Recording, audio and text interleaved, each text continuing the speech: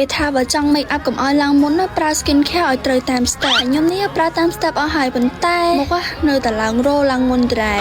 តែឥឡូវទៅតែដឹងការពិតថាមុខឡើងមុនឡើងរោហ្នឹងគឺមិនមែនដោយសារម្សៅ make up ទេគឺដោយសារតែជក់និងពងផាត់មុខនឹងឯងអ្នកទាំងអស់គ្នាមើលឡើងហុយចុកចឹងមិនឲ្យឡើងមុនមិននេះចឹងមកឥឡូវយើងមកធ្វើការសម្អាតចេញទាំងអស់គ្នាយទៅអ្នកគ្នាអញមើលបានហើយឡើងក៏ក្រិចហ្មងតាមពិតទៅខ្ញុំចង់សម្អាតវាយូរប៉ុន្តែចេះតែផ្លេចរហូតហ្មងទៅថ្ងៃនេះឯងនៅឃើញថាអូយសម្អាតចេញហើយដោយសារតែមុខកាត់ទៅចាប់ទៅយ៉ាប់ទៅហើយចំពោះការលាងរបស់ខ្ញុំគឺខ្ញុំប្រើជាមួយ cleansing ផងហើយ foam ផងយទៅគឺដំបូងខ្ញុំត្រាំជក់នៅក្នុងទឹកសិនដើម្បីឲ្យវារៀងរីកហើយបាទខ្ញុំចាក់ foam ចូលយកជក់នឹងទៅដោះ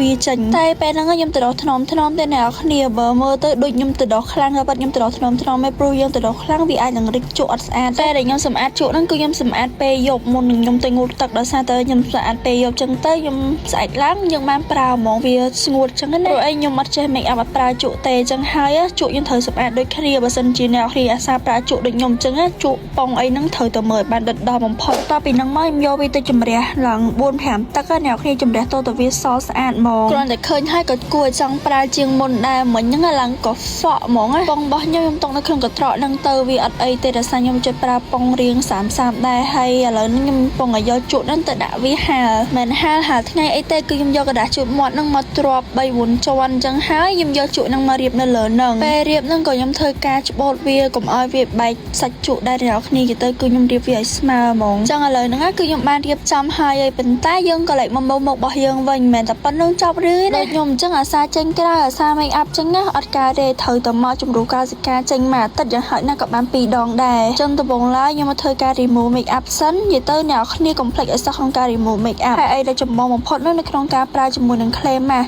ចំពោះ clay mask ដែលខ្ញុំប្រើប្រាស់គឺជាមួយនឹង Philips clay mask ហើយអ្នកគ្នា clay mask នេះខ្ញុំប្រើកាន់ឆ្នាំហើយពេលដែលបិទទៅជួយបឺតយកធូលីដីជំរុះកោសិកាចាស់ៗដែលធ្វើឲ្យមុខរបស់យើងអត់មានឡើងមុនកប់មុនសាច់អីទៀតទេសំខាន់ណាស់កាន់តែប្រើមុខរបស់យើងកាន់តែប្លែកហ្មងអញ្ចឹងបន្ទាប់ពីខ្ញុំបិទចោល15 នាទីហើយឥឡូវនឹងខ្ញុំមកធ្វើការជូតចេញឲ្យអ្នកគ្នាមើលពេលដែលជូតចេញមកគឺយើងនឹងឃើញ result ភ្លាមហ្មងមុខរបស់យើងមើលទៅភ្លឺថ្លាជាងមុនតែម្ដងហើយឡើងបែបកាឈូកជាមួយ clay mask ហើយកុំភ្លេចឲ្យសោះណាជាមួយនឹង mask